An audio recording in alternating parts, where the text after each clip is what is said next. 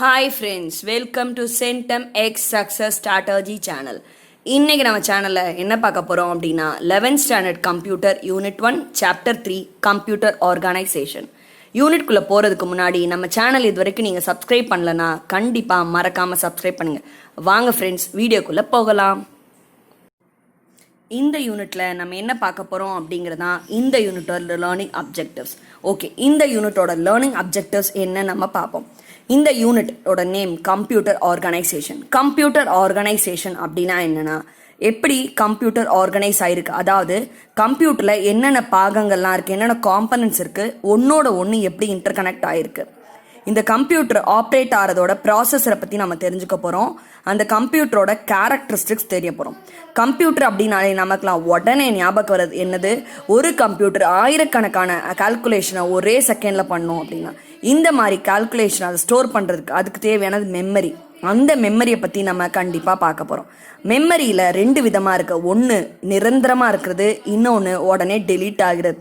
இந்த different kinds of RAM, ROM அது எப்படி அரேஞ்ச் ஆகிருக்கு அப்படிங்கிறத நம்ம பார்ப்போம். அது மட்டும் இல்லாமல் நம்மளோட செல்ஃபோன்லேயே மெமரி பத்தலைன்னா என்ன செய்வோம், நம்ம மெமரி கார்டு போடுவோம். அது மாதிரி ஒரு கம்ப்யூட்டரில் மெமரி பத்தலை அப்படின்னா செகண்டரி மெமரி யூஸ் பண்ணுவோம். அந்த செகண்டரி மெமரியை பற்றியும் நம்ம இதில் பார்க்க போகிறோம். அது மட்டும் இல்லாமல் ஒரு காம்பனண்ட்டில் எக்ஸ்டர்னலாக ஏதாவது காம்பனண்ட் கனெக்ட் பண்ணி இன்டர்ஃபேஸ் பண்ணி அதனால அதோட வேலைகளை அதிகப்படுத்திப்போம். அந்த போர்ட்ஸ் இன்டர்ஃபேஸ் பற்றியும் நம்ம இந்த சாப்டரில் பார்க்க போகிறோம்.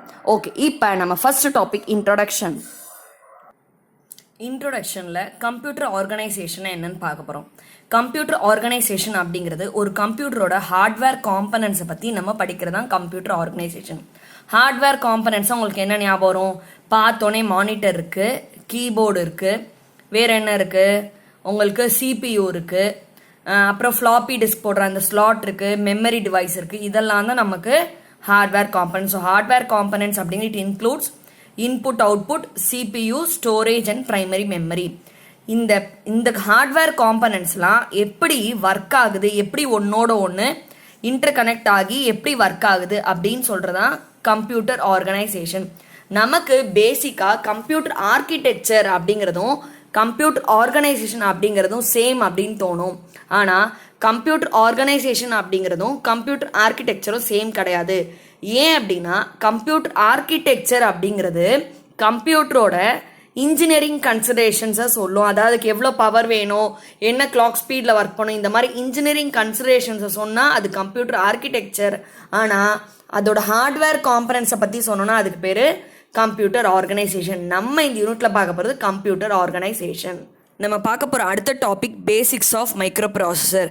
சிபியூ அப்படிங்கிறதான் ஒரு கம்ப்யூட்டரோட மேஜர் காம்பனன்ட். சிபியூ அப்படின்னா சென்ட்ரல் ப்ராசஸிங் யூனிட். இதுதான் கம்ப்யூட்டரை செய்ய வேண்டிய எல்லா ப்ராசஸையுமே செய்யும். இது எப்படி இந்த சிபியூ அதோட ப்ராசஸை பண்ணுது அப்படின்னா with help of an microprocessor. Microprocessor அப்படிங்கிறதுனா ஒரு IC chip, integrated circuit chip. இந்த மைக்ரோ ப்ராசஸரை எப்போ கண்டுபிடிச்சாங்க அப்படின்னா 1970 கண்டுபிடிச்சாங்க. கண்டுபிடிச்ச கம்பெனி பேர் இன்டெல். அவங்க கண்டுபிடிச்ச மைக்ரோ ப்ராசஸர் பேர் 4004 அப்படிங்கிற first microprocessor four bit microprocessor. Four bit மைக்ரோ ப்ராசஸர்னா என்ன அப்படின்னா, அந்த மைக்ரோ ப்ராசஸரோட வேர்ட் சைஸ் 4 பிட்டு அப்படின்னு அர்த்தம். ஒரு பிட்னா ஒரு டேட்டா, 0 இல்லை 1 அப்படிங்கிறதா ஒரு பிட்டு. 4 பிட்னா 4 பிட் சேர்ந்தா இதோட வேர்ட் சைஸாக இருந்துச்சு. ஓகே, அடுத்தது மைக்ரோ ப்ராசஸர் அப்படிங்கிறது ஒரு ப்ரோக்ராமபிள் மல்டிபர்பஸ் சிலிகான் சிப். இந்த மைக்ரோ ப்ராசஸர் எப்படி ஒர்க் ஆகும் அப்படின்னா, இதுக்கு நம்ம கிளாக் பல்ஸ் கொடுப்போம். அதாவது எப்படி நம்ம ஹார்ட் பீட் வந்து லப்புக்கு ஒரு டைமு, டப்புக்கு ஒரு டைமு அப்படிங்கிற மாதிரி மூவ் ஆகுதோ, அதே மாதிரி மைக்ரோ ப்ராசஸர்னு ஒரு கிளாக் செட் பண்ணியிருப்போம். அந்த கிளாக்குக்கு ஏற்ற மாதிரி ஒர்க் பண்ணோம். அது மட்டும் இல்லை, ஒரு கம்ப்யூட்டரில் எப்படி அவுட்புட் வருது அப்படின்னா, இதில் சிபியூவில் இருக்க மைக்ரோ ப்ராசஸர் என்ன செய்யும் அப்படின்னா, நம்ம கொடுக்குற டேட்டாவை இன்புட்டாக வாங்கிக்கிட்டு அந்த டேட்டாவை ப்ராசஸ் பண்ணி அவுட்புட் கொடுக்கும். எப்படி அவுட்புட் கொடுக்கும் அப்படின்னா, நம்ம இன்ஸ்ட்ரக்ஷன் கொடுத்துருப்போம், அந்த இன்ஸ்ட்ரக்ஷன்லாம் மெமரியில் ஸ்டோர் ஆகிருக்கும். அந்த இன்ஸ்ட்ரக்ஷன் என்ன செய்ய சொல்லியிருக்கோ அதுக்கேற்ற மாதிரி ப்ராசஸ் பண்ணி நமக்கு அவுட்புட்க்கும். கீழே கொடுத்துருக்கு தான் இந்த மைக்ரோ ப்ராசஸரோட பிளாக் டயக்ராம் பாருங்கள். Input micro processor, output memory.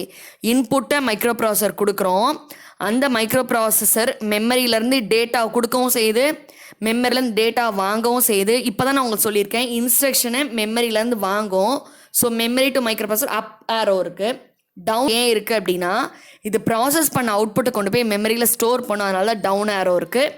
So micro processor அவுட்புட்டை திரும்ப நம்ம அவுட்புட்டில் எடுப்போம், அதனால் மைக்ரோ ப்ராசஸர் அவுட்புட்டுக்கு ஒரு சிங்கிள் டைரக்ஷன் ஆரோ இருக்குது. ப்ராசஸரில் 3 மெயின் யூனிட் இருக்குது. அது என்னென்னா arithmetic and logic unit, control unit, registers. Arithmetic and logic unit first unit. இந்த அரித்மெட்டிக் அண்ட் லாஜிக் யூனிட் என்ன செய்யும் அப்படின்னா அரித்மெட்டிக் ஆப்ரேஷனையும் லாஜிக்கல் ஆப்ரேஷனையும் பண்ணும். இதுக்கு நம்ம இன்ஸ்ட்ரக்ஷன் கொடுத்துருப்போம், அந்த இன்ஸ்ட்ரக்ஷனுக்கு மாதிரி பெர்ஃபார்ம் பண்ணும். அரித்மெட்டிக் ஆப்ரேஷன்னா என்ன அப்படின்னா addition, subtraction, multiplication, division. Logical ஆப்ரேஷன்னா என்ன அப்படின்னா logical and, logical or, logical not, இதெல்லாம் வந்து லாஜிக்கல் ஆப்ரேஷன். இந்த ஆப்ரேஷன்லாம் கம்ப்யூட்டர் இன்ஸ்ட்ரக்ஷன்ஸ்க்கு ஏற்ற மாதிரி செய்கிறது தான் ஏஎல்யூவோட ஒர்க்.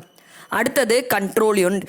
கண்ட்ரோல் யூனிட் அப்படின்னா உங்களுக்கு பேர்லேயே இருக்குது, கண்ட்ரோல் பண்ணும். இது என்ன பண்ணும் அப்படின்னா கம்ப்யூட்டரில் நடக்கிற ஓவரால் ஆப்ரேஷனை சிக்னல் மூலமாக கண்ட்ரோல் பண்ணும்.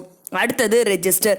ரெஜிஸ்டர்னாலே உங்களுக்கு தெரியும், ரெஜிஸ்டர் என்ன இப்போ எல்லாத்தையும் எழுதி இம்பார்ட்டன்ஸ் எல்லாத்தையும் எழுதி வச்சுப்போம். ஸோ அது வந்து ரெஜிஸ்டர் அப்படிங்கிறது மெமரி. இது என்ன பண்ணோம் அப்படின்னா கொடுக்குற இன்ஸ்ட்ரக்ஷனையும் டேட்டாவையும் ஹோல்டு பண்ணி வச்சுக்கும். எப்போ அப்படின்னா ஒரு ப்ராசஸரை எக்ஸிக்யூட் பண்ணும்போது அந்த இன்ஸ்ட்ரக்ஷனையும் டேட்டாவையும் ஹோல்டு பண்ணி வச்சுக்கும். இதுதான் ரெஜிஸ்டரோட work. Next topic characteristics of microprocessor. மைக்ரோ ப்ராசஸருக்கு முக்கியமான 3 கேரக்டரிஸ்டிக்ஸ் இருக்குது. அது என்னென்ன அப்படின்னா clock speed, instruction set, word சைட்ஸ். கிளாக் ஸ்பீட் அப்படின்னா என்ன அப்படின்னா ஒவ்வொரு மைக்ரோ ப்ராசஸரும் நான் சொன்னேன் ஏற்கனவே, அதை டிரைவ் பண்ணுறது யார் அப்படின்னா கிளாக் பல்ஸ் அப்படின்னு சொன்னோம். ஒவ்வொரு மைக்ரோ ப்ராசஸர்லையும் இன்டர்னலாக ஒரு கிளாக் இருக்கும். இந்த கிளாக் தான் அந்த மைக்ரோ ப்ராசஸர் என்ன ஸ்பீடில் இன்ஸ்ட்ரக்ஷனை எக்ஸிக்யூட் பண்ணணும் அப்படிங்கிறது டிசைட் பண்ணும். Every micro processor has an internal clock that regulates a speed at which it executes instruction. இந்த எந்த ஸ்பீடில் ஒரு மைக்ரோ ப்ராசஸர் ஒர்க் பண்ணுதோ அதுக்கு பேர் கிளாக் ஸ்பீட் அப்படின்னு சொல்லுவோம். இந்த கிளாக் ஸ்பீட் அப்படிங்கிறது மெகாஹர்ட்ஸ், ஜிகாஹர்ட்ஸில் மெஷர் பண்ணுவோம். அடுத்தது இன்ஸ்ட்ரக்ஷன் செட். இன்ஸ்ட்ரக்ஷன் செட் அப்படின்னா என்னென்னா இப்போ இதை ஆட் பண்ணு, இதை சப்ட்ராக்ட் பண்ணு, இது மல்டிப்ளை பண்ணு அப்படிங்கிறது கம்ப்யூட்டருக்கு ஒரு இன்ஸ்ட்ரக்ஷனாக கொடுப்போம். அந்த கமாண்ட், அதை கம்ப்யூட்டருக்கு நம்ம கொடுக்குற கமாண்ட், ஒரு ஆப்ரேஷன் செய்கிறதுக்கு கம்ப்யூட்டருக்கு நம்ம கொடுக்குற கமாண்டுக்கு பேர் தான் இன்ஸ்ட்ரக்ஷன். இந்த கமாண்ட் என்னவா இருக்கும் அப்படின்னா மெஷின் லெவல் இன்ஸ்ட்ரக்ஷனாக இருக்கும். ஸோ ஒரு மைக்ரோ ப்ராசஸருக்கு ஒரு set of machine level instruction வச்சுருப்போம். அந்த இன்ஸ்ட்ரக்ஷன் நம்ம என்னன்னு சொல்லுவோம் அப்படின்னா இன்ஸ்ட்ரக்ஷன் செட் அப்படின்னு சொல்லுவோம். இந்த இன்ஸ்ட்ரக்ஷன் செட் நிறையா டைப்ஸாக இருக்கும். அது என்னென்னா data transfer, arithmetic operation, logical operation, control flow, input output. Data ட்ரான்ஸ்ஃபர்னால் நான் பேசிக்காக ஒவ்வொன்றுக்கும் ஒரு ஐடியா சொல்கிறேன். டேட்டா ட்ரான்ஸ்ஃபர்னால் ஒரு டேட்டாவை இங்கேருந்து அங்கே மூவ் பண்ணுங்கள், ஒரு டேட்டாவை இங்கேருந்து அங்கே காப்பி பண்ணுங்கள், மூவ், காப்பி, இதெல்லாம் வந்து டேட்டா ட்ரான்ஸ்ஃபர். அரித்மெட்டிக்னா 2 ஏல இருக்கிறதையும் பியில் இருக்கிறதையும் ஆட் பண்ணுங்கள், ஏல இருக்கிறதையும் பியில் இருக்கிறதையும் சப்ட்ராக்ட் பண்ணுங்கள், ஏல இருக்கிறதையும் சியில் இருக்கிறதையும் மல்டிப்ளை பண்ணுங்கள். இந்த மாதிரி அரித்மெட்டிக் ஆப்ரேஷன் சொன்னால் that is called as arithmetic operation. Logical ஆப்ரேஷன்னா A1 நாட் பண்ணுங்கள், ஏவையும் பியும் அண்டு பண்ணுங்கள், இந்த மாதிரி ஆப்ரேஷனாக லாஜிக்கல் ஆப்ரேஷன். கண்ட்ரோல் ஃப்ளோ ஆப்ரேஷனாக ப்ராசஸை ஸ்டாப் பண்ணுங்கள், ப்ராசஸை பாஸ் பண்ணுங்கள், ஹால்ட் பண்ணுங்கள் அப்படின்னு சொல்கிறலாம் control flow operation. Input output ஆப்ரேஷனாக ஒரு டேட்டாவை இன் பண்ணுங்கள், ஒரு டேட்டாவை வாங்குங்க அப்படின்னு சொல்கிறது இன்புட் ஆப்ரேஷன். டேட்டா ப்ராசஸ் முடிஞ்சு அதை அவுட் பண்ணுங்க அப்படின்னு சொல்கிறது அவுட்புட் ஆப்ரேஷன். ஸோ இதெல்லாம் நான் மைக்ரோ ப்ராசஸரில் இருக்க different kind of instructions. Next characteristics, third character of microprocessor word size. Word சைஸ்னால் என்ன அப்படின்னா ஒரு மைக்ரோ ப்ராசஸர் ஒரே நேரத்தில் எத்தனை பிட் ஆஃப் இன்ஸ்ட்ரக்ஷனை ப்ராசஸ் பண்ண முடியுமோ அதுக்கு பேர் தான் word size.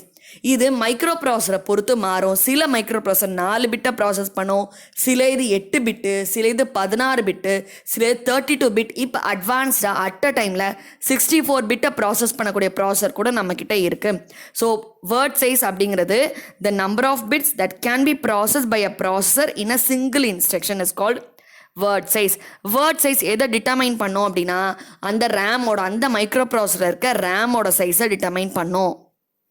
Next data communication between CPU and memory.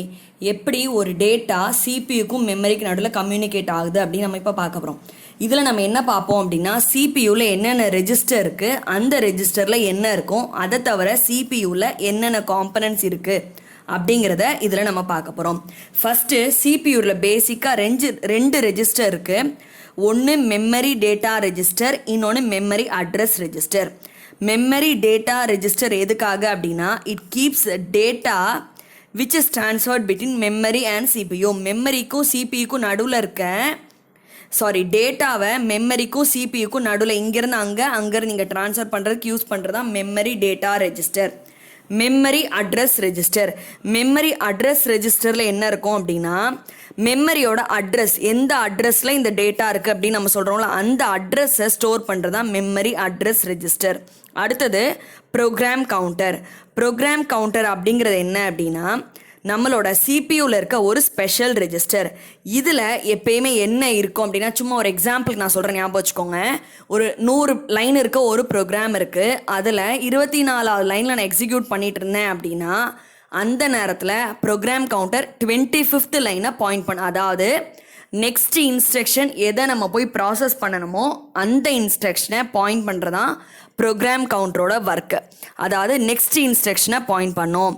அடுத்து அரித்மெட்டிக் அண்ட் லாஜிக் யூனிட். இது என்ன செய்யும் அப்படின்னா, எந்த அட்ரஸில், அதாவது மெமரியில் எந்த அட்ரஸில் போய் நம்ம ஃபெச் பண்ணணும், எந்த அட்ரஸில் போய் டேட்டாவை எடுக்கணும் அப்படிங்கிறத மெமரி அட்ரஸ் ரெஜிஸ்டரில் சொல்லும். ஓகே. அடுத்து பஸ் அப்படிங்கிறது என்னென்னா, எல்லாருக்குமே தெரியும் தான், பஸ்ஸுங்கிறது ரொம்ப ரெகுலரான வேர்டு தான். பஸ்ஸுங்கிறது கலெக்ஷன் ஆஃப் வயர்ஸ். நம்ம நிறைய கம்ப்யூட்டர்லாம் பார்த்தோம் அப்படின்னா ஒரு டேப் மாதிரி இருக்கும், நடுவில் வயராக இருக்கும், அதுதான் வந்து பஸ்ஸு. இது கலெக்ஷன் ஆஃப் வயர்ஸ். இது எதுக்காக அப்படின்னா, கம்ப்யூட்டருக்குள்ளே நிறைய பார்ட்ஸ் இருக்குல்ல, mother board, memory, hard disk, அதெல்லாம் இருக்குல்ல, இந்த கம்ப்யூட்டருக்குள்ளே இருக்க பார்ட்ஸை கனெக்ட் பண்ணுறதுக்கு யூஸ் பண்ணுறது தான் நம்மளோட பஸ்ஸு. அடுத்தது ரேமோட, நம்ம அடுத்து என்ன பார்க்க போகிறோம் அப்படின்னா, இந்த ரேமில் இருக்க வேர்டு எந்த சைஸ் இருக்கும் அப்படின்னா, நம்ம மெமரி டேட்டா ரெஜிஸ்டரோட சைஸும் ரேமோட வேர்ட் சைஸும் சேமாக இருக்கும். ஃபார் எக்ஸாம்பிள், இப்போ நம்ம யூஸ் பண்ணுறது ஒரு 8-bit ப்ராசர் அப்படின்னா, அதில் ரேமும் 8 பிட் தான் அக்செப்ட் பண்ணும், அதோட வேர்ட் சைஸும் 8 பிட் தான். அடுத்தது read operation, right operation. Read operation என்ன செய்யும் அப்படின்னா, டேட்டாவை மெமரி டேட்டா ரெஜிஸ்டர்லக்கு ட்ரான்ஸ்ஃபர் பண்ணும். டேட்டாவை மெமரி டேட்டா ரெஜிஸ்டருக்கு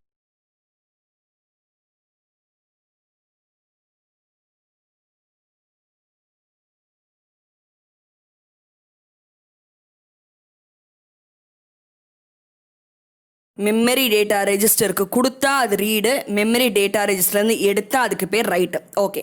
அடுத்து நம்ம பார்க்க போகிறது டைப்ஸ் ஆஃப் மைக்ரோ ப்ராசர். மைக்ரோ ப்ராசர் நம்ம 2 விதமாக கிளாஸிஃபை பண்ணுறோம். எதை பொறுத்து அப்படின்னா, நம்ம ப்ராசஸ் பண்ணுற டேட்டா என்ன சைஸ் அப்படிங்கிறத பொறுத்து ஒரு டைப், இன்னொரு டைப்பு என்ன kind of instruction set use பண்ணுறோம்.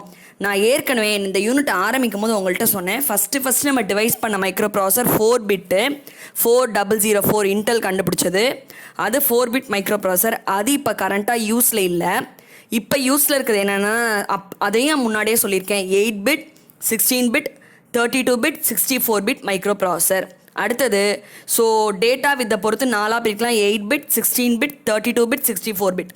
அடுத்தது மைக்ரோ ப்ராசஸரை எப்படி இன்ஸ்ட்ரக்ஷன் செட் பொறுத்து பிரிக்கலாம் அப்படின்னா, reduced instruction set computer RISC, complex instruction set computer CISC. ரிஸ்க்கு எக்ஸாம்பிள் என்னென்ன அப்படின்னா, Pentium 4, Intel P6, AMD K6 and K7. சிஸ்க்கு Pentium 2, 3, Motorola 68000, Intel 386, 486. Okay friends, இந்த வீடியோ உங்களுக்கு பிடிச்சிருக்கும்னு நினைக்கிறேன், புரிஞ்சிருக்கும்னு நினைக்கிறேன். இந்த வீடியோ உங்களுக்கு பிடிச்சிருந்தா லைக் பண்ணுங்கள், ஷேர் பண்ணுங்கள், மறக்காமல் நம்ம சேனலை சப்ஸ்கிரைப் பண்ணுங்கள். Thank you friends.